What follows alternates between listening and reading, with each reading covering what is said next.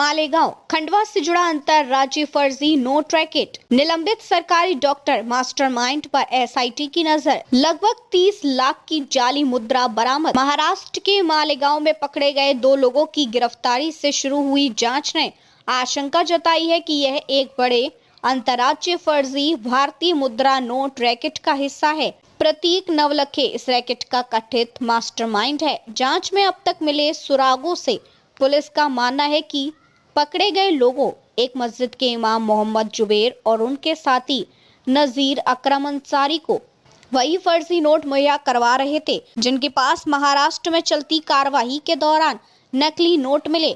घटना के क्रम और बरामद राशि। मालेगांव पुलिस ने 29-30 अक्टूबर को रास्ते में संदिग्ध व्यवहार के आधार पर 2 लोगों को रोका और तलाशी में उनके कब्जे से लगभग 10 लाख की नकली 500 रुपए के नोटों की बरामदगी की। उनकी तलाशी व पूछताछ के बाद मध्य प्रदेश पुलिस की टीम ने खंडवा जिले के पैठिया गांव स्थित इमामवाड़ा मदरसा में छापे मारकर वहां से और बड़ी मात्रा में नकली नोट बरामद किए। रिपोर्टों में लगभग 19.78 लाख तक का अनुदान किया गया है। दोनों कुल मिलाकर लगभग 29.78 से 30 लाख के करीब फर्जी वोट जब्त हुए हैं, जो रैकेट की परिणाम विस्तारकों को दर्शाते हैं।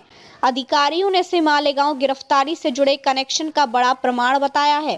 कथित मास्टरमाइंड प्रतीक नवलखे पुरानी शिकायतें और शक। एसआईटी और स्थानीय पुलिस पूछताछ में मिले प्रारंभिक संकेतों के अनुसार दोनों गिरफ्तार आरोपी केवल संदेश वाहक थे और इनके पीछे बुरहानपुर के निलंबित डॉक्टर प्रतीक नवलखे नाम आता है, जो कथित तौर पर FICN आपूर्ति के लिए नेटवर्क चला रहे थे।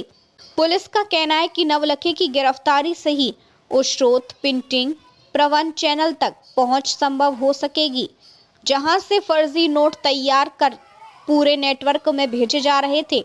एसआईटी के एक वरिष्ठ अधिकारी ने बताया कि धारा प्रवन और वितरण के लिए कई संदेश वाहक देश के अलग अलग हिस्सों में काम कर रहे होंगे और नवलखे उन्हीं के कनेक्शन में शामिल है। नवलखे पर पहले से दर्ज आपराधिक मामले, आर्थिक धोखाधड़ी से लेकर हवाला व अन्य अभियोग तक प्रेरित प्रतीक नवलखे नामक इस डॉक्टर पर पहले भी कई तरह के गंभीर आरोप दर्ज हैं। 2022 में बुरहानपुर जिला अस्पताल में तैनात रहते हुए नवलखे पर एक चपरासी के नाम, इसके अलावा 2020-2022 के आसपास लालबाग थाने के मामलों में उन पर सरकारी धन का गबन लगभग 1.21 करोड़ तक के लेन देन नामक गंभीर आरोप और अस्पताल के सामान को कबाड़ में बेचने की बातें भी रिपोर्ट हुई थी। इन पुरानी शिकायतों में हवाला, क्रिकेट, सट्टेबाजी और मानव तस्करी से जुड़े संदिग्ध गतिविधियों का भी उल्लेख आता है। जांच का फोकस प्रिंटिंग स्रोत और नेटवर्क का भौगोलिक विस्तार पुलिस का खुलासा है। खुद केवल कुरियर दौरा करने वाले नोट्स लगते हैं। असली चुनौती उस जगह का पता लगाना है जहां FICN मुद्रित किए जा रहे हैं। महाराष्ट्र और मध्य प्रदेश पुलिस ने संयुक्त रूप से इस बात पर जोर दिया है कि नवलखे की गिरफ्तारी से ही रैकेट के प्रिंटिंग स्रोत, सप्लाई चेन और बड़े छोटे वितरकों तक पहुंचा सकेगा, भेजे जाते हैं और स्थानीय संदिग्धों के माध्यम से बाजार में डाले जाते हैं। इसलिए नेटवर्क को समूले तौर पर उखाड़ फेंकना जांच की प्राथमिकता है। कानूनी कार्रवाई और धाराएं। प्रारंभिक रिपोर्टों में बताया गया कि अधिकारियों ने BNS, बंक, नकली मुद्रा, बैंक नोट संरक्षण संबंधी और संबंधित आपराधिक धाराओं के तहत मामले दर्ज किए गए हैं। जब्त फर्जी नोटों की जांच, प्रिंटर, पेपर, इंक के नमूनों की फॉरेंसिक पड़ताल और बैंकिंग लेन देन के तार जोड़कर यह स्थापित करने की कोशिश की जा रही है कि क्या कोई आंतरिक मिलीभगत या अंतरराज्यीय सप्लाई चेन थी।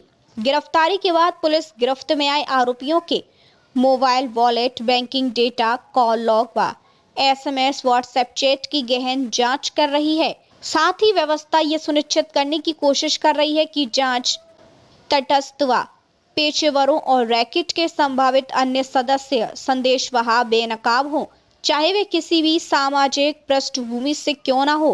पुलिस की कार्रवाई अब तक और आगे की रणनीति। महाराष्ट्र की मालेगांव पुलिस और मध्य प्रदेश की खंडवा बुरहानपुर यूनिट मिलकर एसआईटी के माध्यम से मामले की पैरवी कर रही है। गिरफ्तार आरोपियों से विस्तृत पूछताछ चल रही है और फरार नवलखे की गिरफ्तारी के लिए व्यापक छापेमारी जारी है।